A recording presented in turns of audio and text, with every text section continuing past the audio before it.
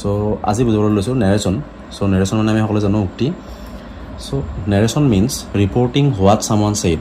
অৰ্থাৎ নেৰেশ্যন বুলি ক'লে আমি কি বুজোঁ যে কোনো এটা উক্তি যেতিয়া আমি ক'ম আমি চিধা চিধি ক'ব পাৰোঁ বা বেলেগৰ উক্তি আমি নিজৰ ভাষাত তেনেকৈ ক'ব পাৰোঁ।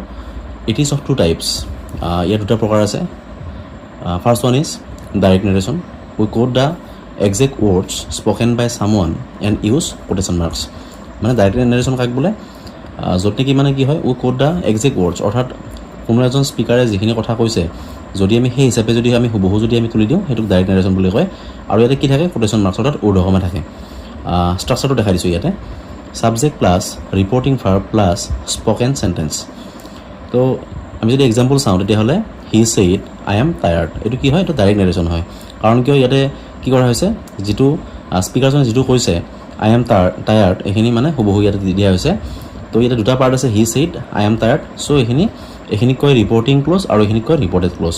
টু পাৰ্টছ ইয়াতে মই কৈছোঁ। এইটো ৰিপৰ্টিং ক্ল'জ কোনখিনি, হি ছেইড, এইখিনি আমি জানিব লাগিব। যেতিয়া আমি চেঞ্জ কৰিব লগা হয় তেতিয়া ৰিপৰ্টিং ক্ল'জ কোনটো, ৰিপৰ্টেড ক্ল'জ কোনখিনি হয় সেইটো আমি জানিব লাগিব।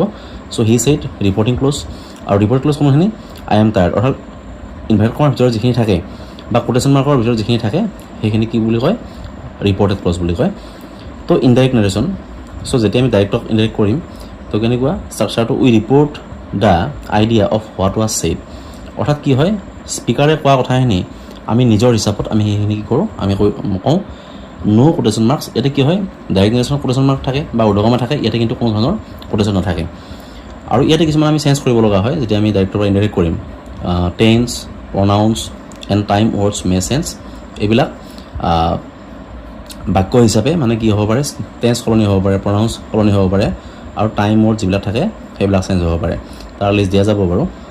ষ্ট্ৰাকচাৰটো কেনেকুৱা, subject plus reporting verb plus that plus change sentence. অৰ্থাৎ প্ৰথম কি আহিব, ছাবজেক্টটো আহিব, তাৰপিছত ৰিপৰ্টিং ভাৰ্ব আহিব, তাৰপিছত ডেট আহিব। ডেট ব্যৱহাৰ কৰি আমি কৰিব লাগিব যিটো কোটেশ্যন আছে সেইটো উঠাব লাগিব, প্লাছ চেঞ্জ চেণ্টেন্স। এইটো চেণ্টেন্সটো চেঞ্জ হৈ যাব, অৰ্থাৎ যিখিনি ৰিপৰ্টেড ক্ল'জ আছে সেইখিনি চেঞ্জ হৈ যাব।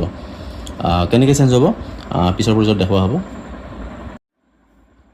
ইনডাইৰেক্ট নেৰেশ্যনৰ example, he said that he was tired.